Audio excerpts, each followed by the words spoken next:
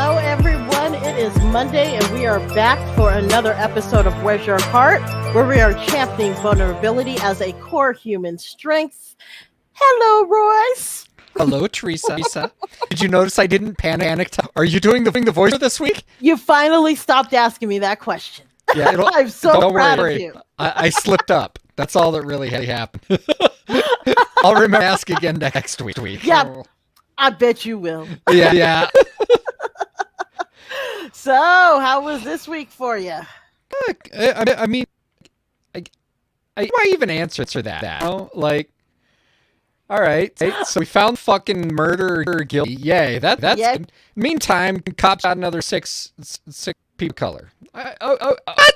Like, fuck the country. Like, at what point? Just okay. So, yeah, I in the meantime, I managed to string together, I think, eight mentally healthy days in a row, which I'm gonna take that win. Got to record on Mickey Kendall's book Hood Feminism last Friday with one of our listeners. That was all. You know what? I'm doing gratitude, aren't I? There you go. Oh, there you go. Oh, bam.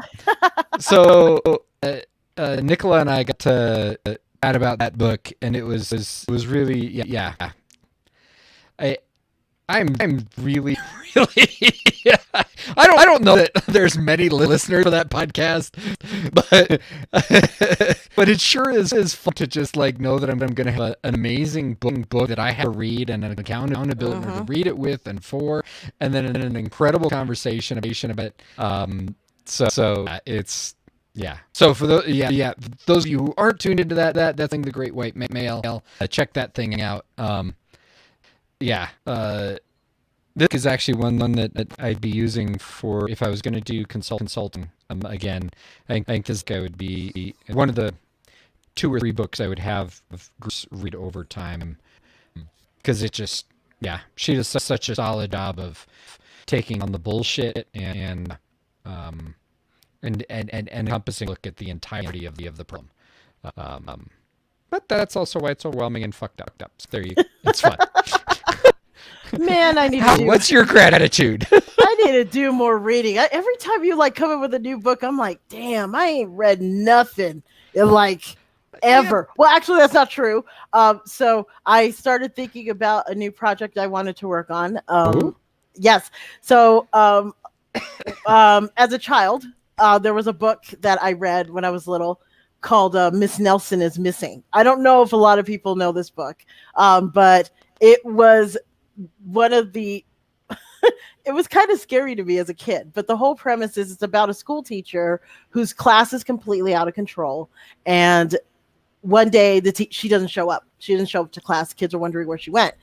Next thing you know, they get this witchy woman coming in with this black dress and dark hair. She's horrible to the kids, and before the kids realize it, they're like, we miss Miss Nelson. Why can't Miss Nelson be back? And so they put up with that for a day or two, and Miss Nelson comes back, and they never misbehave again. So I really, since as I got older, I really thought about that book. I was like, I really want to make this book into a movie. Oh my gosh. So I am in the process of working that's my next project, is that I'm going to do that. That is amazing, spectacular. Yeah. Oh gosh. So I would have to say gratitude for me this week is just like experiencing opportunities that would probably scare me. And they say you're supposed to do something that scares you every day. So there was that, coming to the realization of that. And then a friend of mine, Justin Scott, who is big in cosplay. Strangely enough, I handle cosplay, the back end of it. I worked with New Mexico Comic Expo, handling events that I've actually hired cosplayers to come perform, but I've never put on I'm just not that person. I just don't put on a costume. And I saw the photo shoot. You did great. Yeah. He went and asked me to take part in the Suicide Squad photo shoot and asked me to be Amanda Waller, which, funny enough, a few months prior, I had this conversation with them, and I was like, I don't even know who I would cosplay if I even did. She was like, are you kidding? You'd be Amanda Waller. And I was like, who? And she had to remind me. I was like, honestly, the only way I remember is because Viola Davis played her, honestly, because Viola Davis is my spirit animal. So I was like, okay, I'll do it because Viola Davis did it. That's why I'll do this. But gosh. So there, it was fun. It was fun. It was fun getting to see what they do, like all the work that goes into like the costume and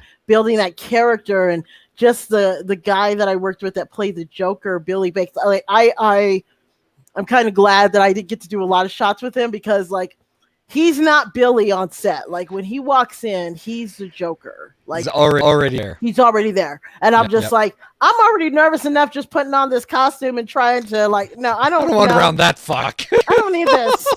I don't need this.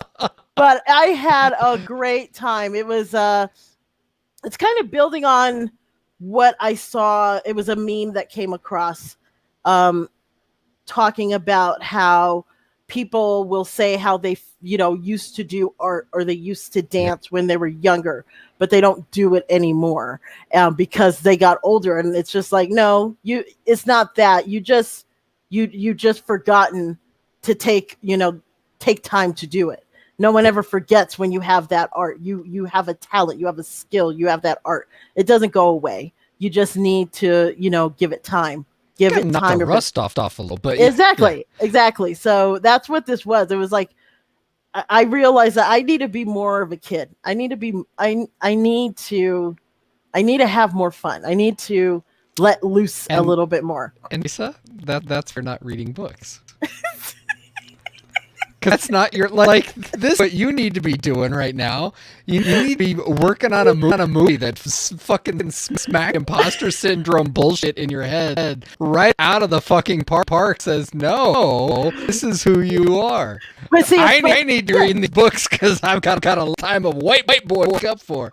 But it's funny that it's funny that you say that, because I'm kind of sitting here like, I think I get too cerebral with stuff, because I'm just like, yeah, I want to do this movie. I want to do this project. But okay, so what do we do here? We have to do, like, it gets way too, and I really need to get back to, what did you feel like when you read that book for the first time? And start from there. That's how I need to start it. And so, yeah, it's, I need that childlike fun again. That's what I need. And so this past weekend, it was fun. That's what that did for me. Thoroughly convinced that the reason the Lord of the Rings movie went so differently and so much better than people expected is because so many of the cast members were reading that set of books, like on the set daily, between shots. Sit down and read.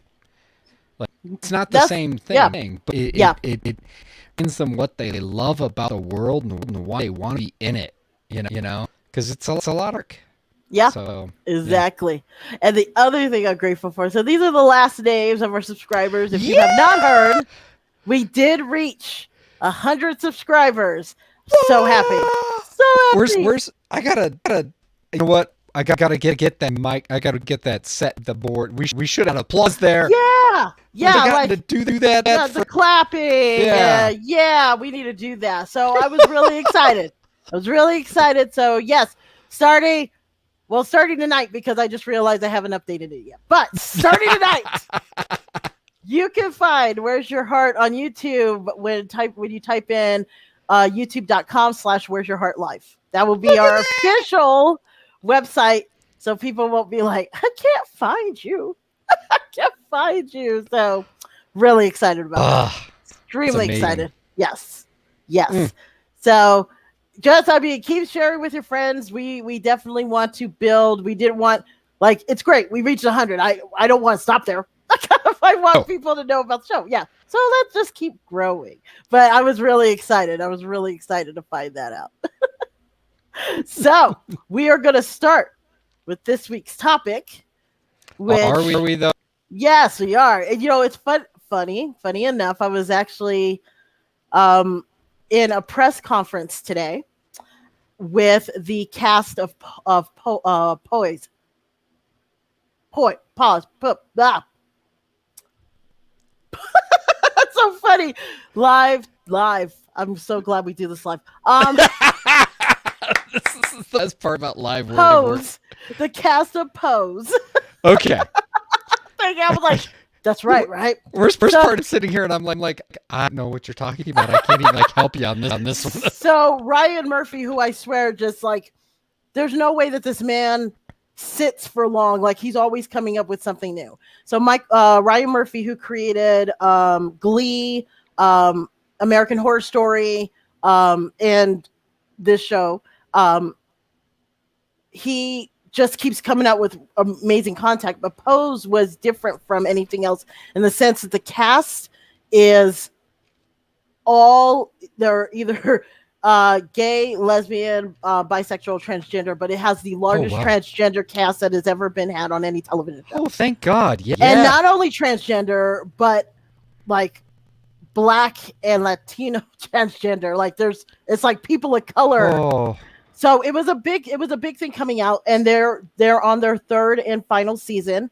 And so I got to take part in the press conference for the third and final season. And so so the cast was there and the writers, and it was just a really cool experience. I just found it interesting that I was doing this, and our theme tonight, our topic tonight, of being Black and queer came up. And one of the things I asked the cast was, oftentimes somebody else is always telling your story. Oh yes. And because somebody of that, else was playing your movie too. Exactly. So because of that, I was wondering if they were encouraged to give input, or either on the storyline or their character itself, because they were building this character no one's ever seen, but obviously was going to reflect somebody watching the show. Yep. So it was amazing to hear how being on that set, that there wasn't a sense of, I need to make my voice heard, because they already were there to say, is this right? Should we change this? Should this be different? They were already there to acknowledge to them, this is your show. This show doesn't work without you telling us whether this works or not. Wow. So it was a really awesome experience, and plus I got to see like Billy Porter on screen, like awesome. That was awesome because he's awesome. So I when we decided we were gonna do this topic, considering the environment that we're in now, I just constantly think of my friends who are Black, and frankly, the fact that yes, there are Black people who are queer in this country. I find it interesting that that's still a thing that people go, what? How are there gay Black men? That's just not possible. And it's a pretty frustrating phenomenon too, because from the outside, right? When we do LGBTQ advocacy, there are two camps that I know will be absolutely entrenched against us, and one is the evangelical, and now they're somehow they merged in like black hole of all the terrible things in the universe, merged with the shits of the Catholic Church, and I say that like because specifying shitbirds of the Catholic Church, because there's a lot of liberal Catholic thinking going on these days too, but we don't ever hear about it because two groups got together in a box of terror. But there's a subset of that group that is always dead set against the LGBTQ, and I keep saying LGBT. I keep forgetting AI. Like there's so much more to this conversation on gender and sexuality. Anyway, and that's the Black Church, and it's a really important, and that's not to say that other minority groups, other marginalized groups around race or ethnicity don't experience a very particular type of of oppression around gender and identity and sex and orientation and all of those kinds of things. But the black community in this country, the black specifically, has been such a bastion for so many people, a way to endure the terrible shit of racism in this country. Then have that betrayal adds a very specific mark to, I think, being black and queer. And again, that's outside, but like, yeah. I think there's something unique happening there, and there's specific things that are specific pressure and oppressions around that identity. So it's I'm so glad we're talking about it. I guess. There was a lot of words from a white man to say. I'm glad we're talking about it. Fucking Royce is happy that we're having this conversation. I am. So we have with us tonight, which I'm as I was saying earlier, I am still getting used to saying Brian because. Well, tell the story. Tell the story. So I met my experience with I almost say it is Jackson Taylor Stratton. That is who I know. She is one of the most fierce drag entertainers that I have ever seen. I constantly am just like, why aren't you on RuPaul's Drag Race and just smiting these people down, just being done with it. But as much as I wanted him to stay in New Mexico, because I already have my issue about amazing talent leaving this state to find greener pasture, Brian went and, decided I need more. I need to expand further. And so he's the owner and designer of Bad etc., a fashion, decor, and lifestyle brand that focuses on the LGBT AIQ community. I swear they're going to add more letters. They're going to be more coming. I see it. He's a trained vocalist, interior designer, seamstress, and drag entertainer that currently resides in Houston, Texas. Lost another one to Texas. So I am really excited to have Brian with us tonight. Yay! Hello. Hey. They can't have me. I'm here, but they can't have me. They can't. Wait, RuPaul can't have you? Is that No, is that Texas? Texas can't have. I already signed RuPaul's agreement, but she can't have me neither. Well, Brian, thank you for coming on tonight. And pretty much, we always find ourselves saying we do not want you to feel like Brian is speaking for the whole black, gay, sector here. This is one man when his experience, but as we seen on this show, you definitely will find something you can relate with. So that's why we do what we do. Indeed. So I actually want to start with talking about your youth, how you came to terms with who you really were and how that might have been difficult in your youth.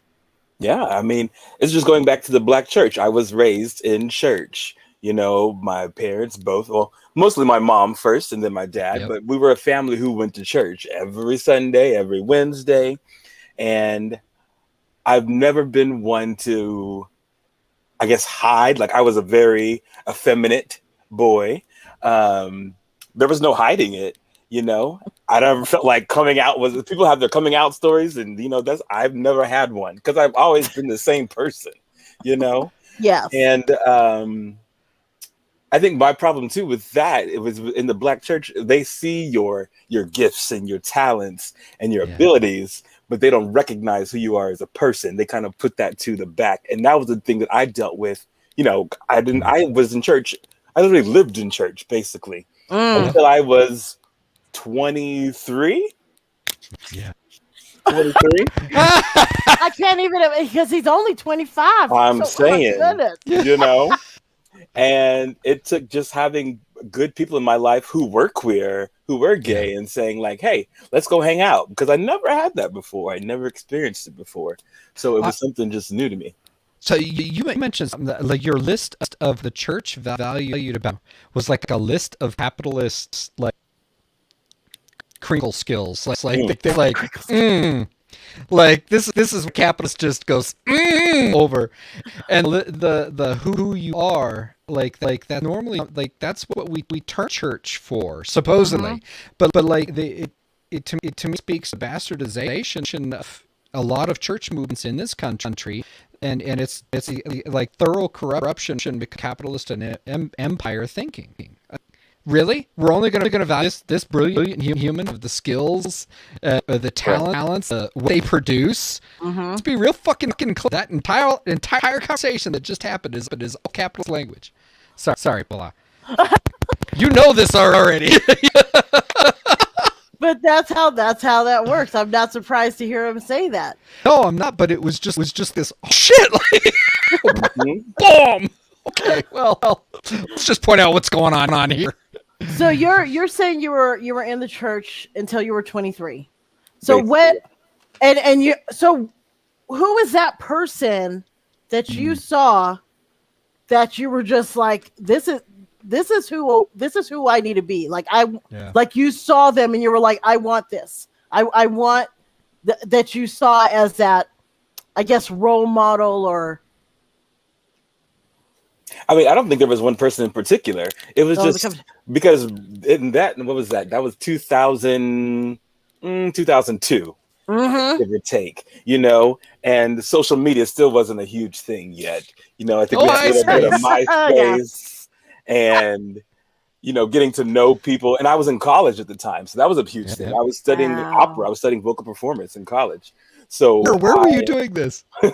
In Portales. Okay. ENMU. See, I did not know that. Portales. Oh my goodness. Yeah.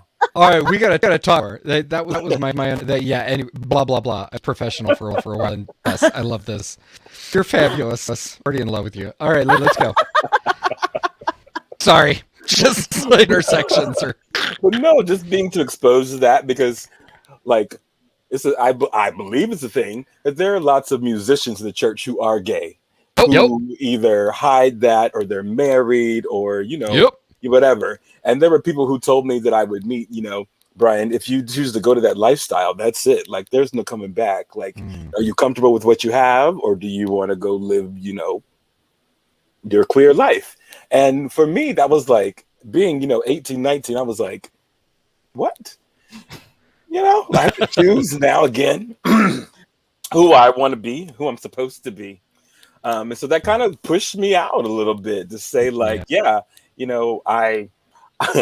was a church custodian. I taught Sunday school. I was on the worship team. I led choirs. I was doing like dances at church and, traveling with the church. Like, I was there all the time. And that was my life until I had to decide, okay, they're not going to accept me as a gay black man in the church, so I can't be open. So do I go follow my heart, find love for me and love who I am, or do I continue to bless the church with my gifts?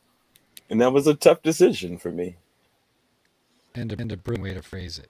Yeah. Because that right there says exactly what that just... Because yeah. I'm grateful that your path kept you alive, healthy, and yeah. You could have kept doing for them, and you just realized, like, okay, there's that moment I'm going to have to do for self. Right. I have to do for self. Yeah.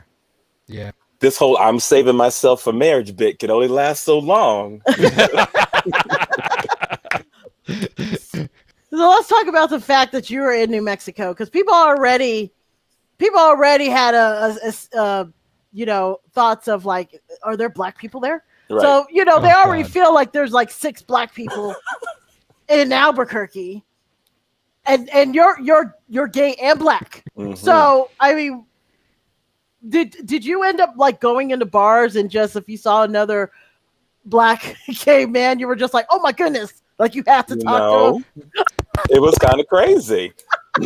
So I moved to New Mexico because my dad was military.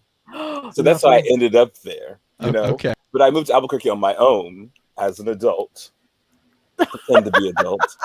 But no, like, it was like either if you're black and I'm seeing you in the club, are you in the military? Like what's going on here? Oh wow! Because it was like, and especially a black. And when I first started doing drag and being out in the club, it was like, this is not my shade of makeup because I am glowing in the dark, honey. You know. So it was always a shock to see someone. Yeah. Especially dark skin, because do have a lot of black people, but most there's like a Latino mix, so they're like lighter skinned and they fit in way better. So, wow. So, what was your experience then in the drag community here? You know, it was tough. I think at first, I from the beginning did not accept drag as a black gay man because I was like, you don't do that, you know, dressing up like women, like whatever, you know, be a man, whatever. lasted a long time. No, but me wanting to start out was just from going to the clubs and seeing these entertainers and like, I could do this. Like, this is nothing. I could get up there and I could show them how to do it. And a couple of the first interactions that will always stick out to me were people telling me, oh, you know, Latino or white people coming to me and say, oh, I've always considered myself a black woman. And then I just, thank you. Like, how do I respond to this? And you know, you're up there doing Beyonce or Mary J. Blige, and I'm like, I mean, yeah, it's a wonderful artist, to each your own. But I mean, there's something beautiful about the race that is a space where we deform the norm and the bound, all that shit, right? Mm-hmm. But then to go a step further and say I've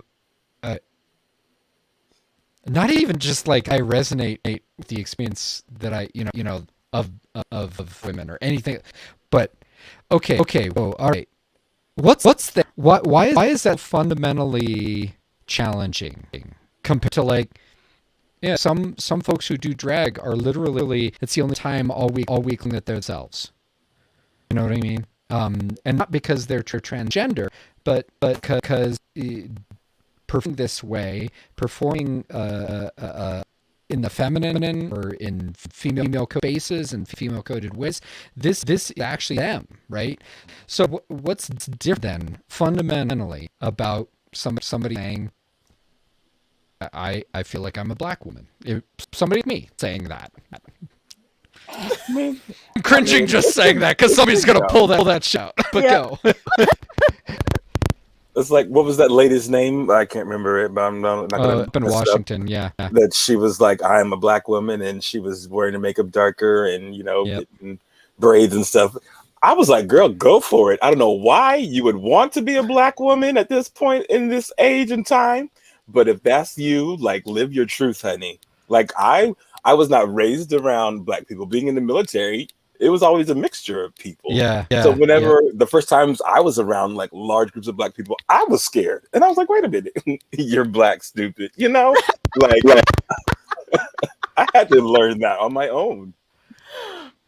I remember going through the airport in Atlanta, between terminals. And I was like, there is like at least 10,000 black people down here right now. And I actually got faint and I almost passed out. And when a lady was driving by was like, are you okay? And I was like, I've never experienced this before. This is why I'm afraid to go to Atlanta. Because I you know what? This is exactly how I would feel. This is exactly how I would feel. Like walking in there, like, I feel like, okay, yes, there's more here. There's more black people here. Am I presenting myself like how I should? Or like, there's so many things that are going to start going through your head because you're dealing with more black people per capita than you ever do here. Ever do here. So it's funny you say that because I'm like, I feel that. Right. It's a separate end of the spectrum. In Albuquerque, New Mexico, I'd always get like, oh, it's so nice that they let you work here or something like that, or just I love the open racism. It's just they're so kind. They don't know the difference. And I'm like, oh, okay. To the opposite of our like, oh, where are you from? Because you ain't from around here. It's two totally different worlds. Yep.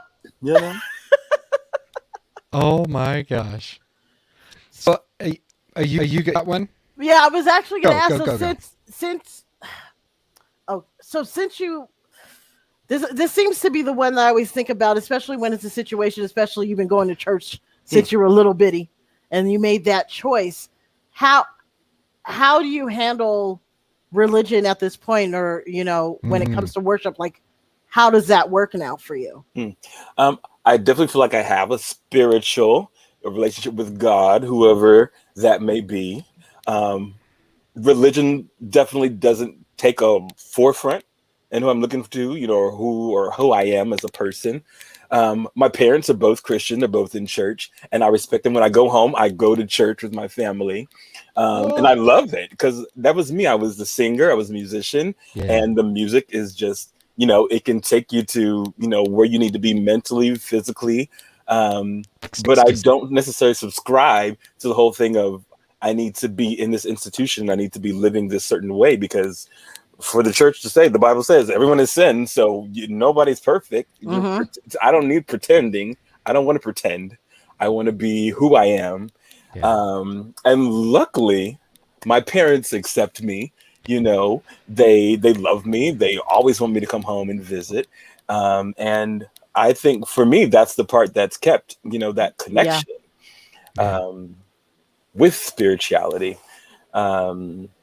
I think there was the last time I could say for sure, the last time that I went to church, it was in Albuquerque with my roommate at the time. And she told me that they fired the kid's church pastor because she came out as a lesbian. And I was like, well, why am I here? Wow. I'm not gonna, nothing's gonna come of it. Because people are like, oh, you should audition to be on the praise team. Why? Like, you're just telling us right now, what you want, who you accept, and I'm not going to go through that again. Wow. Yeah. And just for the record, having worked in church, it's not just black churches that do this. I worked in churches that are supposedly liberal. One gay pastor that I know talked about his experience, the final round of interviews, and he said he would get to all the way at final round, that moment of decision. He said it was like they finally realized that if we hire a gay man to be a pastor, then we have a pastor. Like, if this like just entrenched bias. I will say that I have had good experiences. Let me just put that out there. I have a pastor, I still consider a pastor of mine in Clovis, New Mexico. In Clovis, New Mexico? Clovis. Wow. That's where I went to high school. Is an amazing person, who told me, Brian, I love you no matter who you are or who you choose to love. And I accept you. And I want you to know that, you're always welcome here. And for me, that was like, everything. If everybody could just be like that, I'm So why do you feel that we're still here? Like, it's not the first time that I've heard that face. That when it comes, I'm just because when it comes to being black, it's like there are two things the black community doesn't deal with. It doesn't deal with homosexuality, and it doesn't deal. Three. Really, three. There's probably more, but the three that I know of is homosexuality, psychology, because you don't talk about your business to anybody else, that stays in the family, and AIDS. Like, those are all white people problems. And we're now still here in 2021, and especially with the environment that we're in right now. This is what's kind of frustrating to me. Is it's great that everybody's out there and talking about Black Lives Matter, but we're still dealing with, you realize that there's still Black lives in the community that you're not even acknowledging. So that's the one thing I find frustrating with this environment. So, like, I know it almost seems funny when I asked you earlier, like, how do you choose your struggle? But I mean, how are you handling this environment right now? Of just, it seems like you have to pull yourself in different directions, because it's like, okay, do I choose to be a Black man today, or do I choose to be a gay man today? Right. And I feel like it's really the Black community needs to come out of the closet, because they all deal with all three of those issues, if not more. everybody has somebody gay, queer in their family. Yep. Everybody knows somebody that has a sexually transmitted disease or infection, and everybody got problems. Somebody they might be prescribed, they might be seeing somebody, but we don't let those things come out, and we try to hide it away. I have a family member who's, constantly telling me, "You're going to hell," and I'm like, "That's fine. You're probably going with me, because if you're telling me that." You know what I'm saying? I was in church. I can give you every scripture you need. Yep. You know, read the book to then. Tell you why you're wrong. Yep. But I'm just like, I don't know. There needs to be some type of Black Armageddon where we say, "Hey, we not perfect. We make mistakes. We got problems." You know what I'm saying? And I think down here in the South, I've noticed so much more of the trans hate. It's so rampant, and it's these beautiful, beautiful Black women, and just guys who don't know how to handle. They can't get enough of it, but they can't accept it. Yep. But and open behind closed doors. The same thing. Everything is, beautiful. But in public, I don't know her. And I don't know what it's going to take to get through that, if we ever will. That's the one thing I wonder if we ever will. Because, I was still hearing that. I was hearing that stuff 10, 15 years ago. And it's like, it's not changing. And it seems to be something that isn't being presented a lot in the press either. They obviously have their narrative of what they want to talk about, and when it comes down to it, it's kind of like they're focused on and I'm not saying that it's not important. The topic of racism needs to be discussed. It needs to be discussed in order to get past and figure out ways to handle it. But it's just amazing to me when it's just like, okay, well, no, it's a black and white issue and that's all there is. I'm like, oh, no, this is all about layers. There's layers here that we got to deal with. And I'm still surprised that we're still dealing with that layer. And I'm forever grateful that the BLM movement, the official BLM movement, has all of those layers listed. Like we behold until Black trans folks are whole. We cannot be whole until Black women blah blah blah blah blah. Just like it was the most shocking thing for me as I study the hell out of this stuff, and you can really see a difference in like the tenets of these movements are, as black femme has spread both within the movement for around racism in the Black community and in feminism.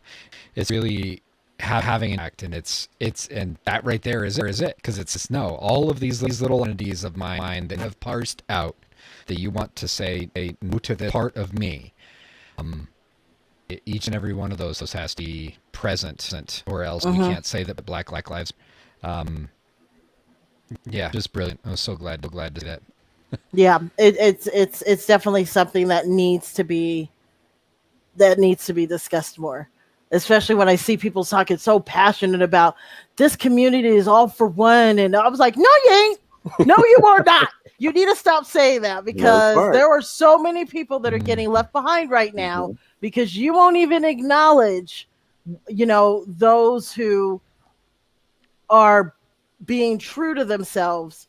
But because you're weird with that, whatever reason why you're weird with it, you're saying, oh no. You just want to, oh my goodness, I can't believe how much that bothers me. But yes, that was definitely one of the things I did wonder with you, Brian, is like just waking up every morning. Because I mean, even with what happened with George Floyd and the trial, and there was a conviction, and there was that moment of like, okay, well, they did something right. Right. How have you been? Yeah. How long did it take? Yeah. And it's not only how long did it take, like It was just interesting watching people get upset. Some people get upset that there was almost this celebration. Mm-hmm. And it was trying to get people to understand. You realize it's a celebration that the system worked how it was supposed to work. That accountability was held to police. That it wasn't just okay. Well, yeah, if it was a black man on trial, of course he would. Yeah. But it was an officer, and it's a celebration that the ball is moving in the correct direction. Yes, it's the start of the conversation. That's all. This is the fucking start. It's just a start. It's like we're not even. This is like a little battle that was run. This is a little battle that was run. There's so much more that needs to be done. So how have you been handling all of this? You know, I just constantly have to remind myself every day when I'm dealing with people in public that I am being seen as a black man, number one, that I need to think about what I'm saying, what I'm doing, my body language. When I'm at work, I have to say, okay, how am I being perceived right now? You know, when I go to the grocery store, when I'm out walking my roommate's dog, how am I being perceived at this moment?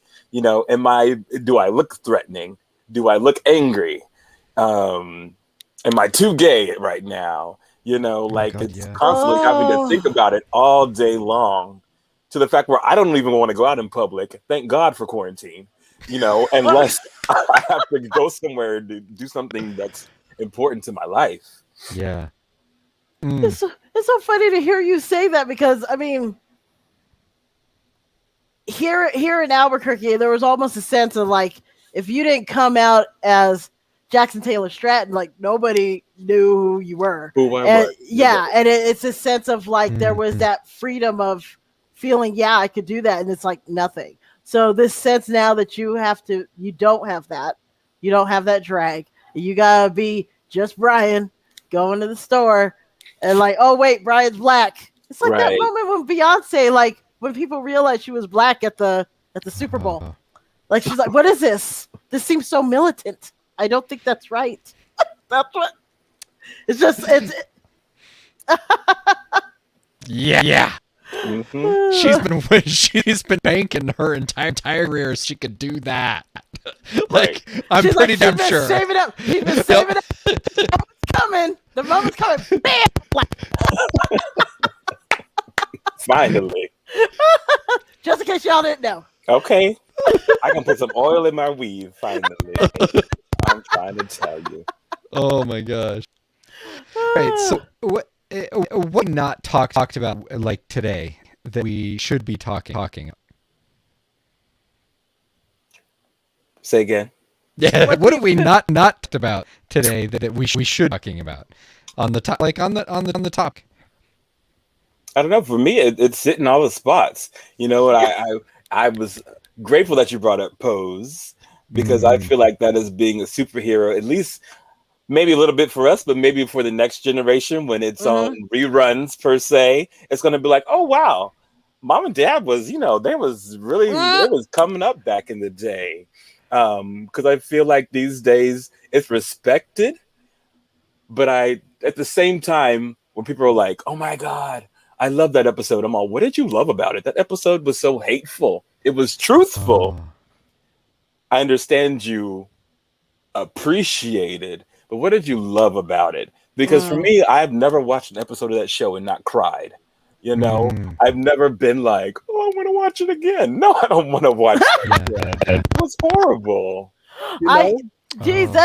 That's right. It's interesting how people perceive that show, because I feel like a younger generation, if they're watching it, they're probably looking at the balls. They're looking at the glamour. They're looking at that fierce attitude on stage, and they're like, oh my God, I can't wait till I'm old enough to go to the club. I bet that's what the club is like. But for those who are older and had to experience, you know, friends getting tormented because they were gay, or, you know, having to tell family members that you did not feel you weren't in the right body, and you know, just finding a place where you fit in. Like I'm right there with you every episode I was crying. So yeah, it's interesting that people are just like, I love that. That was amazing. I was like, the first thing you should have started with is I can't stop crying. Right. But it is. I mean, that was. I was worried when that show came out at first. I mean, I know I was excited Billy Porter was on it. I was like, okay, well, I feel like he wouldn't be on a project unless he was feeling good about this. Yeah. But there was still that sense. I mean, I remember when Stonewall came out, the latest one, and it was just like, we're just gonna make up our own story, and it was like, no. Well, so you're hedging onto something to that. I read an article about the challenge, like one of the challenges of media right now around. Okay, so finally waking up and have these in the mainstream that are where the vast majority of the cast is color or folks who are like just like, yes, okay, yay. But now we've moved into this realm of, the author was discussing the challenge of putting black drama on the screen repeatedly this way. And mentioned the differences between like the way the Lovecraft Country and Antebellum. I haven't seen Antebellum yet. It's been on my list. But just the challenge, how do you break up? And in my, I was just hearing this conversation around like some of these shows are written for people like me to normalize something that should have been normalized in my childhood, right? Like, so that's I'm looking forward to watching Antebellum, even though it is. I mean, people are using the term trauma porn around it. Yeah, and that's and so I respecting that, but I also, I don't know. I guess there's a chunk here that is changing because some of these are not written for the community, and some of them, look at us, and the way the author was pointing out that the way no, it's the one before that, Jordan Peele's Get Out. Get Out. Yeah. The different things that he had shot for that, and the ending that went with was, his friend out of the cop car, and there's this relief end instead of a white cop gets out and fucking arrests his ass, which was the way it originally shot. And he's like, you just can't. I can't do that. And he, of course, was also not just for the white audience, but he was writing for people of color. And he was like, if I want to do that, I can't have trauma after trauma after trauma. It just, we cross the line. I have to mix in some humor and some relief, and thank God. And in a way, that story ending, because as a white guy was like, oh shit, it's going to be a fucking white cop gets out of the car and shoots. Like, that was in my head. I'm like, oh God, please no. But to have that moment, even if it's released in media, just to have that moment was significant and important, I would argue. But then also to have other I don't know. You got anything there? Because I'm just blabbering. Well, it's funny you brought up Antebellum. I haven't watched that one either, but apparently there's another one that's on the list now. Them that came out on Amazon. Yep. And I have not heard anything good. Now, it's also in a sense of like, I feel like I haven't heard anything good because people are feeling like it is too in your face. There's like too much stuff happening. Like, it's just, oh my God, let's just start feeding you like all the bad things that we could do to black people without a break. And on one side, I'm kind of like, I could see that. I mean, we see that every day on the news now. It's like you're another person gets shot. You're seeing that video run over and over and over again, right? But at the same time, I'm kind of like, this is talking about a time period that what you're feeling is what black people felt every day of every moment. So if you're sitting on your couch right now going, oh, good God, I can't handle this. At least I can stop. It's like, you can turn it off. You can turn it off. Like, that should have been a moment instead of people freaking out about, oh, I can't handle it. This is too much. It's like, okay, now you have a taste. Okay. You have a little taste of how black people feel every freaking day. Like, you have that taste now. But I almost feel like that's needed. I thought to myself when these shootings were happening, there could be a common ground Like, I think some people don't want to have this conversation of racism. It's too hard. It's too, I just, they don't know where to start. I get that. But there's always some common ground. Like, I just thought to myself, at least they'd be like, you know what? Nobody should be getting shot by cops. Mm-hmm. That should not be the end all be all. So I thought that could be a common ground. And even that's not. And I just still find that amazing that that's still not a common ground. So, with shows like them, I don't know. I don't know if I'm going to be able to watch it, because I think if I do, I'm going to throw something at my TV, and I love my TVs. I want to break them. But I feel like with shows like with them and whatever else, Jordan Peele needs to come out with something else. I'm telling you, like, everything he's done, I'm just like, hey. But there needs to be more of that, and I'm glad that Pose, like, I was very happy to hear that in that situation it was about collaboration. Like, they understood, like, Ryan Murphy's gay, but he's not a gay black man. He's not a transgender person. Yeah. He's he and Steven and Janet Mock, who were the writers on the show and directors, like, they knew the minute we start this project, we know what we need to do. We know we need to be inclusive with our cast, and they need to let us know what's going on. So, I'm just hoping that there's more stuff like this, because frankly, more young people need to see it, in the sense of they can see people on screen that are like them, that are in the community, and just that more stories are told by the community themselves. I am definitely not one. I mean, I try to do the same with Pride and Equality. I will never know. I will never know what it's like to be black and queer. But I definitely am open to hear the stories and share those stories, because my goal is to have people want to share them, so I can get it out. But there definitely needs to be more communication, more telling, so that more people can see the similarities, and not the differences. More variety. More variety.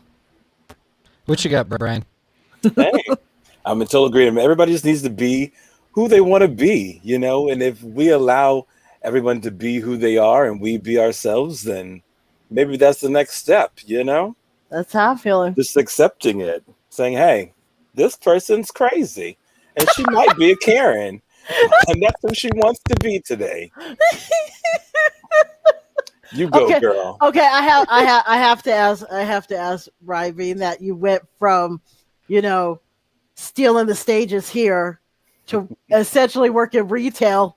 Have you had to deal with any Karens? Like, seeing these videos, I'm just like, I have to shake my head, but I do wonder. I wondered to myself. I was like, did you have to deal with any? And let me tell you, every day, and this mask does not help, because I have those resting bitch eyes. If you look at me, I look like I'm pissed off the whole day, and people are just like, "I'm sorry, I didn't mean to bother you," and I'm like, "I'm fine." Like, what do you need? And they're like, "Never mind," and I'm just like, no problem. But it's like, all right then. We got to work on your smizing. That's right. That's what it is. I think I need to get to that Kim K surgery and just pull these. That's the thing with some people. Like, you got that face in them eyes that it's just like, if someone's gonna annoy you, they'll know. Right. They'll know. Like, there's no question. I'm sorry.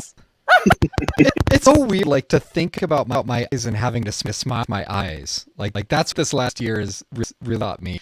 Is like having, like, no, you have to smile with your eyes, asshole. Like, and it also, how many times smile just as a peacemaking gesture. You know what I mean? Like or it's just like, there's no fucking smile in this, because it ain't a real smile. I'm just like smiling because I'm uncomfortable or trying to play at your ass or something.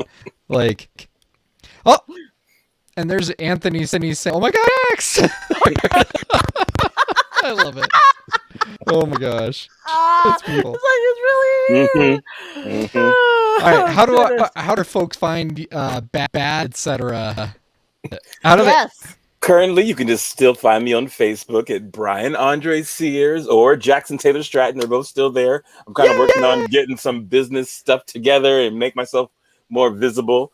But yeah, totally. Just hit me up anytime, just to talk. I'd love to. I love it. Oh goodness. Oh my gosh. So I like that he ends it that, we just need to realize that we all need to do what we do and accept that. You gotta have your crazy Karens. Mm-hmm. Yeah. You'll have your queer black men who'll say.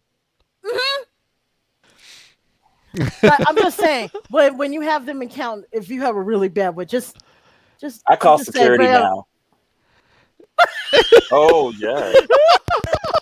I'm like, just go ahead and record that for us. And oh my I'm god. just like, so I can be laughing because I just know Brian's just gonna be like, I ain't got time. I ain't got time for this. I got time for you. No time. It's just like I'm working. What you want?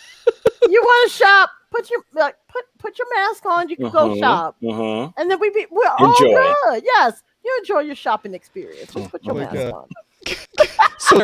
Sarah's TikTok, she started using this collection of characters, and she like does them all to green screen, and then like they end up in conversation with each other, and one of them fucking Karen, and she puts on a very specific sweater and a blonde wig, and it's just it's this constant battle for her of how I redeem Karen, like how I help her find her way to someplace where she needs to be, and it becomes, and so anyway, there's I just feel that Karen needs love. Karens need love. They need they need attention and love. That's what they do. Marijuana. Yes. Oh. Yeah. Start small, CBD first. Get any adverse reactions. I don't know, man. Just have gummy bear. Okay. Oh goodness. Okay, so Brian, I am going to ask you what you would like to tell our viewers, a message that you can leave with them to walk away with today to make a difference for tomorrow. Just love who you are. Look in the mirror and tell yourself you are who you want to be. If you're not who you want to be, you can always change it. And there's nobody's opinion who matters more about yourself than your own. I think that is some good advice. So damn true. Brian, it's so fucking hard. Yeah, it's hard. It's hard, but oh my god. Like, I'll do this other work all day long. Just don't make love what I see in the mirror. Damn it.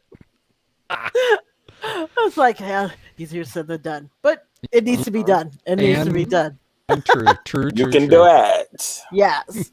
So thank you, Brian, for coming on the show tonight and sharing your experience with us. And I hope people left tonight thinking like, okay, I feel that. As long as people are leaving like, I feel that something happened tonight. That's all I'm saying. Thanks for having me, y'all. Good to have you. I'll talk to you soon. Thank you, Brian.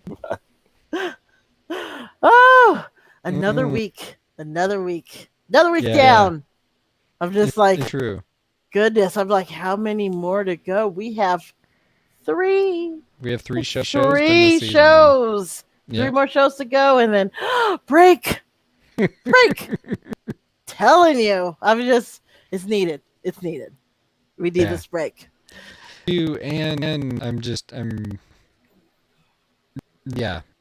the different ways of engaging.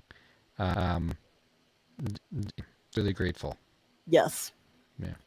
Oh, alrighty. So once again, remember to subscribe. Click that subscription button so you can show your support and love for Where's Your Heart, and click the notification bell so you are notified when new shows are coming. Because we're always live. Saying, click ding dong. Oh, no. No. Yes. No, you're not going to start saying that. Because the second I say that, it'll stick with people. It's click the ding dong, and it's hilarious. Yes, come on. Okay. Hold on, I'm sorry. I'm gonna bring Brian back real quick to make the face. Make the face, Brian. Make that face, Brian. Look, he.